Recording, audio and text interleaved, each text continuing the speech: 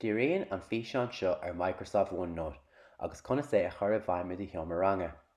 Is é an físeán seo an chéad leat an srá a dhéanana nuacha ar na bailí agsúla chun aiseolas a chur fáil do ghaltaí ag buint úsáid as Microsoft OneNote. Déan nuacha san íseán seo ar cheacht bunathe ar scríbhneoireacht eatathach. Is féidir le teacht ar OneNote ar lína nó as lína. Má dhéanann tú athraithe as lína, úslódáilthaigh agus sa bháilthaigh na hathruithe sin ar OneNote nuair atá tú nasca leis an idirlín an chéadúir eile. I bríonn an aimim seo go maith muna bhfuil idirlín iontach ag do chuidaltaí nó i do thiomaranga. Sa screencast seo déanfar nuacha ar aiseolas ó bhéal, inc digiteach, gréamána úsáid agus aiseolas scríofa a ágáil. I dosach bóire i class notebook rounnig review student work, agus rounnig an obair ón liste a bhfuil fun ort a ábhreath nu.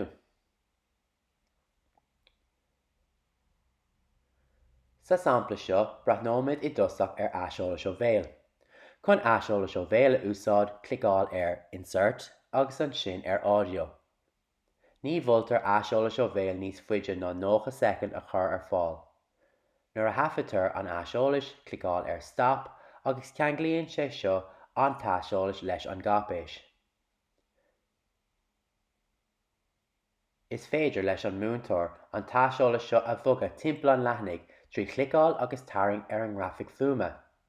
Chomh leis sin, is féidir leis foirnealtaí éisteach leis an aiseolas ón leathnach céine. Chun anotáil ó brandálta bhulthaimiis inc digiteach a úsáid. Chun an aimim seo a úsáid tá stylus ag teastáil nó is féidir leat de bhéara úsáid chomh muna bhfuil sé agat. Chun an aimim seo a úsáid bhfuilfaí tabléad a úsáid ach muna bhfuil sé agat is féidir le teacht ar mrásalí ar do riomhre. Rounnig Draw ón taskbara agus an sin rounnig Pé Earlis a hastíonn uait, peann nó peann abhsaithe. Tá réimse leathan daithe ann.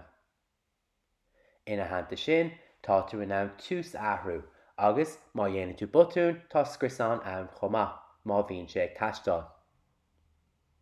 Anois, úsáidigh mé an peann abhsaithe chun an dá bhotún litrithe a cheartú.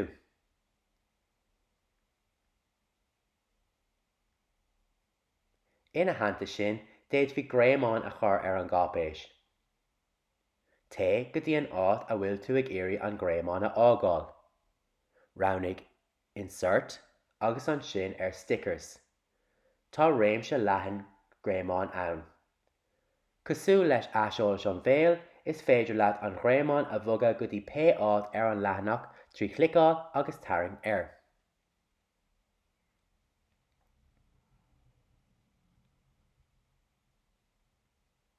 Foireann, tá tú in ann aiseolas scríofa a thabhairt do ghaltaí ar OneNote. Clóscríobh, tarraing nó scríobh díreach ar obair an dalta ar OneNote. Clicáil ar aon áit bháin ar an gcapéis agus clóscríobh do rátas agus fág do aiseolas. Déad bhí cló, méid an chló agus dath an chló a athrú ionas go bhfuil sin níos éasca le feiceáil. Is féidir leis na daltaí brathnú ar d'aiseolas in bhíor am agus mar sin má bhíonn siad ar líne, beidh siad in ann do chuid aiseolas a fhreagairt.